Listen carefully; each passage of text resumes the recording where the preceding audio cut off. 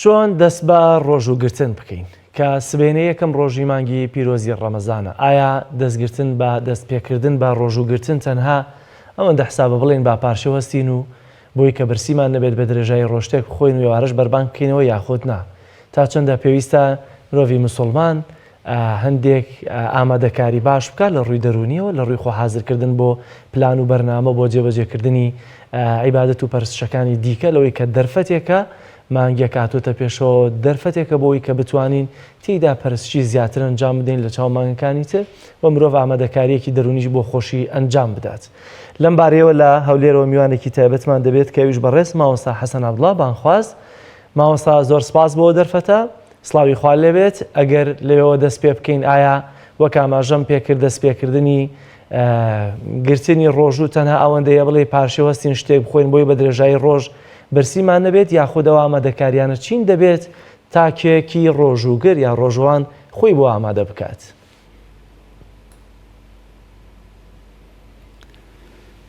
بسم الله الرحمن الرحيم الحمد لله والصلاة والسلام على رسول الله وعلى آله وصحبه ومن والاه. صلى إخوة لجنابي مامۆستا جەلال خی گەورە پایدارت کە بێت و ئەم کاتتان باش. ڕەحمەتی خوای میهرەبان سبحانه وتعالى بڕژێ بەسەر جەنابتان و بینەرانی خۆشەویست و عزیز. طبعا ئێمە چۆن پێشوازی لە مانگی پڕخێر و بەرەکەتی ڕەمەزان بکەین و چۆن قەدر و فعلا ئەو بایەخەی پێ بدەین کە شیاوی ئەو مانگە بەڕێزەیە. طبعا مانگی ڕەمەزان خوا سبحانه وتعالى جای کردوێتەوە لە مانگەکانی دیکە بەوەی کە خۆی وەصفی کردووە و ناوی هێناوە شەهر ڕەمەضان الذي أنزل فيه القرآن. لەنێو ئەو مانگەدا قورئانی بەرز و بەڕێز خوا سبحانه وتعالى دای بەزاندووە و داوای لە مرۆڤەکان لە مسلمانان کردووە کە ڕۆتینیاتی ژیان بشکێنن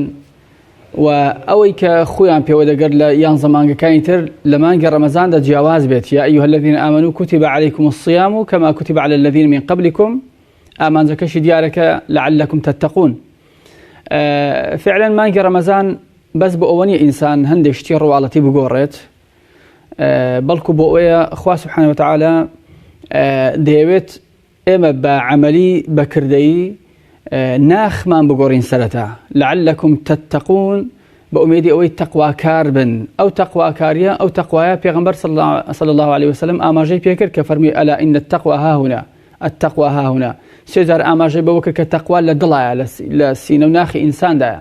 کەواتە سەرەتا خوا سبحانه وتعالى داوامان لێ دەکات کە ئێمە ناخ و دڵ و دەروونمان گۆڕانکاری بەسەردابێنین، هەم بەرامبەر بە خوا سبحانه وتعالى بەوەی کە تەوبە بکەین پەشیمان ببینەوە، ڕوو لە خوا بکەین سبحانه وتعالى چاکەکانمان زیاتر کەین، واز لە هەڵە و کەم و کورتەکانی خۆمان بێنین. ئینسان لە مانگی ڕەمەزاندا دیارە وازەحە هەمومان دەبینین کە زۆربەی هەرە زۆری کەسەکان خێزانەکان چاو دەجێڕنەوە بە با بڵێن هەندێک شتی ڕواڵەتی کە ڕەنگە خراپیش نەبێ ئەگەر مبالغەی تێدا نەکرێ و ئیسراف نەکرێ، بەتابەتی لە مەوزوعی خواردن و ئەو شتی لەم جۆرە ئامادەکاریەک دەکەن لەو ڕوانگەیەوە. بەڵام زۆر گرنگیشە ئینسان چاو بە خۆیدا بگێڕێتەوە بە ناخی خۆی. ئایا لە ئاستی خوای پەروەردگار سبحانه وتعالى ئەو ناخە ئەو دڵە چەندە پاکە بەرامبەر بە خوا سبحانه وتعالى، چەندە محەبەتی خوای تێدا جێگیرە، چەندە ئینسان تەوبەی کردیە لەوەی کە لەو هەڵە و کەم و کورتانەی کە هەیە کە کردوویەتی بە قسە بە کردار بەرامبەر بە نەفسی خۆی، بەرامبەر بە خانەوادە و خێزانی، بەرامبەر بە جیرانەکانی، هاوسێ و هاوپیشە و ئیلە ئاخیره. پاشان کە تەوبە دەکا، هەمیشە گوتراوە مانگی ڕەمەزان مانگی تەوبەیە، مانگی چاکبوونی زیاترە، مانگی دەست هەڵگرتنە لە هەڵە و کەم و کورتەکان. ئینسان ئەگەر لە نێو مانگی ڕەمەزاندا بێدار نەبێتەوە و هەست بە کەم و کورتەکانی خۆی نەکات و خراپیەکانی چاک نەکا و چاکەکانی زیاتر نەکا، بەڕاستی ئەوە بەڵگەی لەسەرەوە کە دڵەکە ڕەق بووە. ئینسان پێویستە بۆ ئەو دڵە بگرێت کە لە ڕەمەزانیشا بێدار نابێتەوە، لە ڕەمەزانیشا گۆڕانکاری بەسەردانەیە. پاشان بەرامبەر بە خەڵکیش عەبدوڵڵای کوڕی مەسعود خوا لێ ڕازی بێ دەفەرمێ کاتێک کە ڕەمەزان دەهات ئێمە هیچ یەکێک لە ئێمە جورئەتی ئەوەی نەدەکرد استقبالی مانگی ڕەمەزان بکات لە کاتێکدا لە ناخیدا مسقالە زەڕەیەک حقد و قین هەبێ بەرامبەر بە موسڵمانێک. یعنی هەم دڵی خۆمان خاوێن کەینەوە بەرامبەر بە خوا سبحانه وتعالى، هەم دڵیشمان پاکەینەوە بەرامبەر بە بەندەکانی خوا سبحانه وتعالى. اینجا شتەکانی تر عمل و کردەوەی ئینسانیش گۆڕانکاری بەسەردا دێت، چونکە ئینسان فعلا ناتوانێت ڕەفتاری خۆی ئاکاری خۆی هەڵس و کەوت و تەعاملاتی خۆی بگۆڕێ ئەگەر ناخی خۆی نەگۆڕێ هەتا ناخی پاکتر نەکا و چاکتر نەکا و بە ئاوی تەوبە و پەشیمانی نەیشواتەوە ناتوانێت ئاکاریشی بگۆڕێ تەعاملی ڕۆژانەی بگۆڕێ بە جۆرێک بێت جێگەی ڕەزامەندی خوا و پاشان جێگەی ڕەزامەندی خەڵک بێ ئەگەر وا بوو دڵ گۆڕا بە تەئکیدی ئەو کاتە ئاکاریش ڕەفتاریش گفتاریش دەگۆڕێت هەر ئەوەشە پێغەمبەر عەلەیهی سەڵات وەسەلام وەکو ئاماژەیەک وەکو هەڕەشەیەک کە پێمانی فەرمووە من لم يدع قول الزور والعمل به فليس لله حاجة في أن يدع طعامه وشرابه داوامان لێ دەکات کە ئێمە دوای ئەوە کە بە ڕۆژوو دەبین يعني لەخوا دەکەین سبحانه وتعالى دەچین نێومانگی ڕەمەزان پێویستە هەتا ڕەفتار هەموو شتێک گۆڕانکاری بەسەردا هاتبێ بۆیە دەفەرمێ هەر کەسێک قسەی خراپ و نابەجێ و کردداری خراپ و نابەجێ واز لێ نەهێنێت ئەوە خوا سبحانه وتعالى هیچ پێویستێکی بەوە نیە ئەو ئینسانە کە خواردن و خواردنەوە لە خۆی حرام بکە واتە خواردن و خواردنەوە کە ئینسان لە خۆی دەگرێت بۆ ئەوەیە ئینسان فعلا گفتار و ئاکار و ڕەوشتەکانی بە ئاستێک بێ بە شێوازێک بێت جێگەی ڕەزامەندی خوا و جێگەی سوودی خەڵک بێت زۆر باشە مامۆستا کەواتە هەندێک کەسن کە ڕەمەزان دێت بیر لەوە دەکەنەوە چۆن لە ڕۆژە زۆرترین کات بخەون و هەوەندە تەنها هیچ نەبخۆن و نابخۆنەوە تەنها هەوەندە تا ئێوارە کە ڕۆژەکەیان بشکێن ئایا ئینسانی مسلمان کاتێککە دەڵێن ڕەمەزان دەرفەتێک و فرسەتێکە بۆ ڕۆژەوان کاتیدا پەرستشی زیاتر ئەنجام بدات کەواتە دەکرێت چۆن سوود لە مانگە ببینین و پلان و بەرنامەیە کە دەبێت دایبنین بۆ مانگە پیرۆزە و بۆ شەو ڕۆژەکانی دەبێت چی بکەین بەڵێ دەست خۆش بێت مامۆستا جەلال خوای گەورە پایدارت کە طبعا کە ئێمە فعلا دەبێت وات سەیری مانگی ڕەمەزان بکەین ئەو مانگە خوا سبحانه وتعالى ڕێزی لێگرتووە مانگی ڕەمەزان مانگی عیبادەت و کۆشەشی زیاترە مانگی خەوی زیاتر و تەمبەڵی و تەوەزەلی زۆرتر نییە یعنی سیر کە زۆرێک لە جەنگ و جیهادەکان ڕوبەڕووبوونەوە و سەرکەوتنەکانی ئەهلی ئیسلام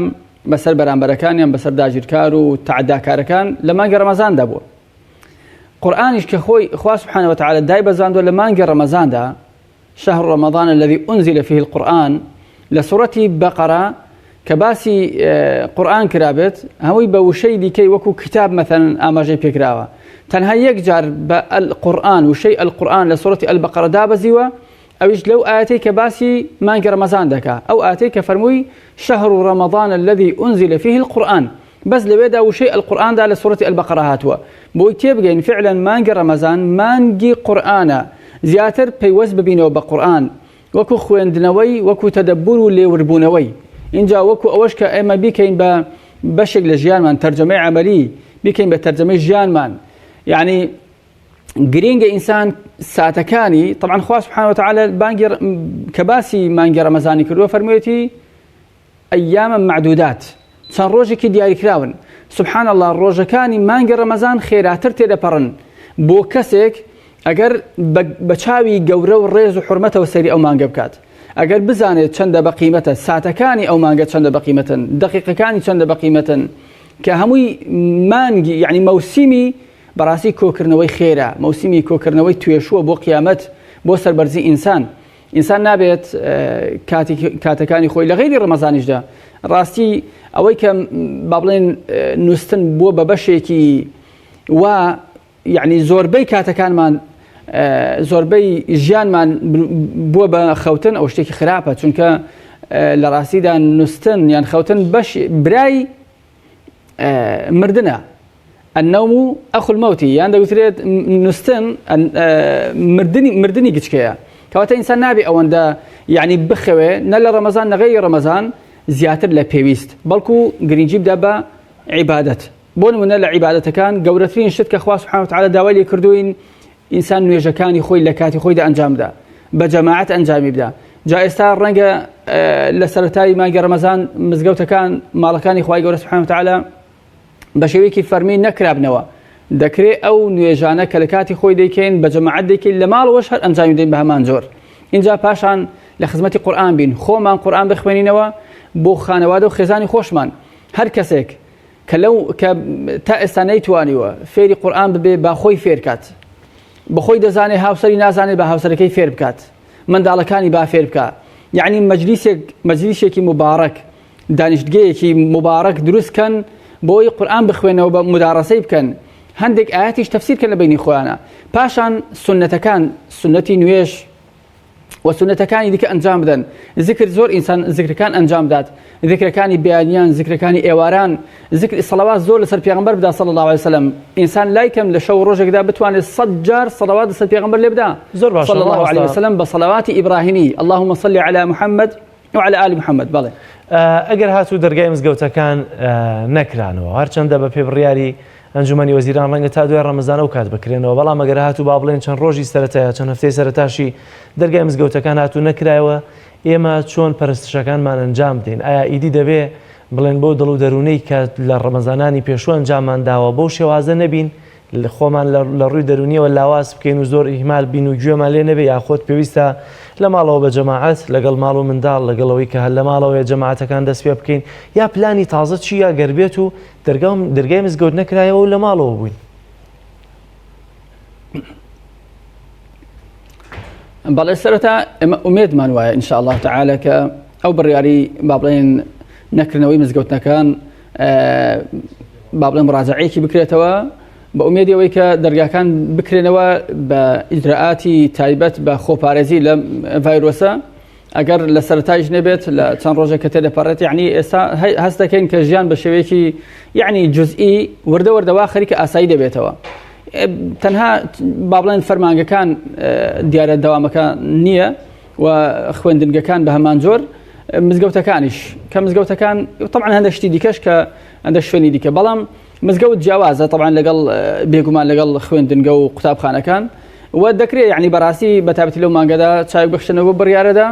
ئەگەر ژیان ئاسایی بێت و تەماشا دەکەی لە شار لە بازار شتەکان طبیعیە حەخۆشێتی کە مزگەوتێش کراوە بن بەهەرحاڵ ئەگەر مزگەوت نەکرایەوە بەو خواستەی بەو ئومێدەی ئێمە نەبوو ئایا فعلا ڕەمەزان قەدر و قیمەتی خۆی کەم دەبێتەوە نەخێر ڕەمەزان هەر ڕەمەزانە خێر و پاداشتی لەو ڕەمەزانەدا هەر وەکو جارانە بەڵکو زیاتریشە هەر مانگی دابەزینی قورئانە هەر ڕۆژوی تێدا واجبە هەر بۆنی دەمی ڕۆژوان لای خوا خۆشەویسترە لە میسک هەر تێیدا دەرگاکانی بەهەش دەکرێتەوە مەڕەدەی شێتانە گەورە و خاوەنی هێز و تواناکان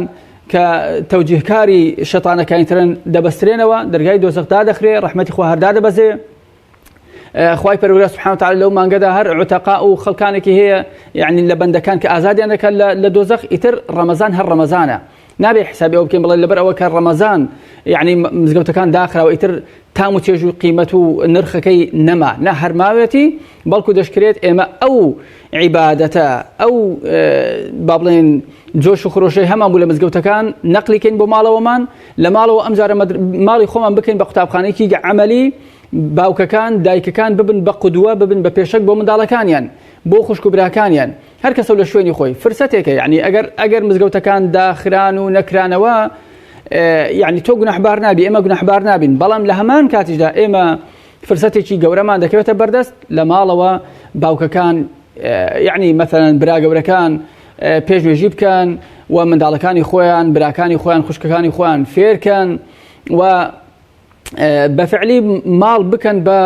شوێنێکی مبارەک ئەو شوێنەی کە ئیقامەی نوێژی تێدا دەکرێت و یعنی نەڵێن وەڵا لە بەرەو مزگەوتەکان داخراوە ئیتر ئێمەش سار ببینەوە نابێ سار ببینەوە ئێمە ئیتەقی الله حەیثوما کونت لە هەر جێگەیەک بین لە هەر کاتێک بێ بە هەر چۆنیەتێک بێ ئێمە تەقوای خوای پەروەردگار دەبێ هەر بکەین و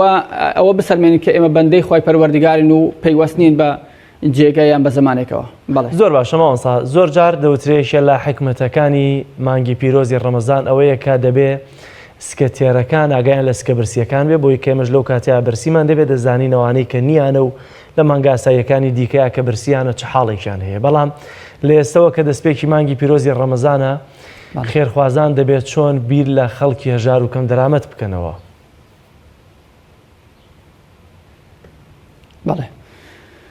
خوای گەورە پایدار دکات طبعا کە دڵەکان خاوێن بوونەوە بەرامبەر بەخوا سبحانه وتعالى بێگومان ئەو دڵە وجدانی زۆرتری لێ دەبیندرێت هەر دڵێک ئیمانێکی ڕاستەقینەی تێدا بێت وجدانێکی ڕاستەقینەشی لێ بەدی دەکرێت کە تەقوامان زیاد دەکا دەبێت پەیوەندیشمان لەگەڵ خەڵک و دراوسێ و دۆست و مسلمانان و دەر و جیران زیاتر بێت خوا سبحانه وتعالى وەی فەرمووە واتقوا الله وأصلحوا ذات بينكم پێکەوە پەیوەستن ئینسان عیلاقی لەگەڵ خوا سبحانه وتعالى لە ڕێی تەقواوە و عیلاقیشی لەگەڵ بەندەکانی خوا لە ڕێی ئیسلاح و خزمەتکردنەوە. مەسەلەی خێرکردن،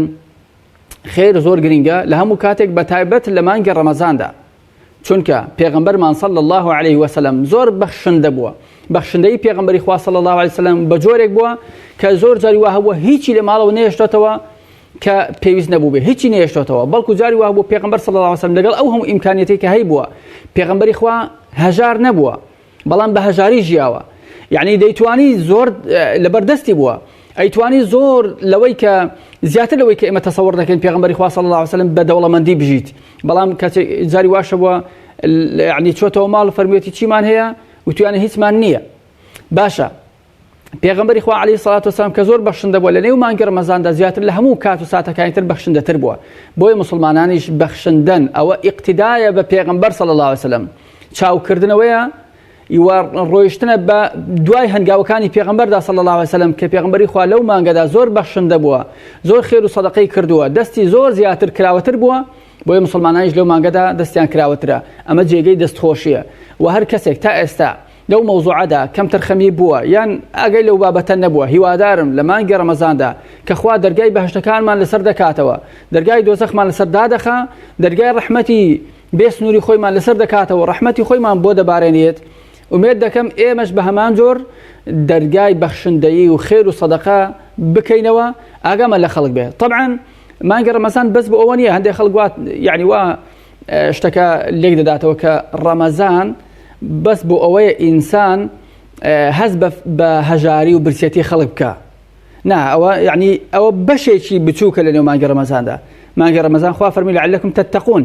بۆیە هەندێک کەس وا یعنی تەفسیری وەزعەکە دەکات، دەڵێ لەبەر ئەوە کە مانگی ڕەمەزان بەس بۆ ئەوەی ئینسان خەڵکی فەقیری بەبیر بێتەوە، کەواتە خەڵکە فەقیرەکە ڕۆژووی لەسەر نییە، بۆ چونکە لە ئەساسدا زگی برسیە و هەز بە معاناتەکە دەکات. نا ئەوە بۆ هەر لە ئەساس دەوکو باس کرد بۆ تەقوایە، ئینسان بۆ ئەوەیە ڕەبتی پەیوەندیەکانی خۆی لەگەڵ خوا سبحانه وتعالى بتەوترکە، بەڵام لەگەڵ هەندێش بزانێت کە خەڵکێک کە خوا پێداوە، خەڵکێک کە یعنی لە هیچی کەم نییە فعلا هەز بکات بۆی کە خەڵکێک هەیە برسیە و لە معاناتی ئەوانی شتێ بگات و دەرگای ماڵی خۆی دەرگای بەخشندەی لەسەر ئەوان بکاتەوە، بە ئومێدەوەی کە خوای گەورە سبحانه وتعالى دەرگای ڕەحمەتی لێ بکاتەوە. زۆر باشە، زۆر سپاس بۆ بەڕێز مامۆستا حەسەن عەبدوڵڵا، بانخواست کە لە هەولێرەوە لەگەڵمانە بووی. سپاس مامۆستا گیان بۆ وتە جوانەکانت.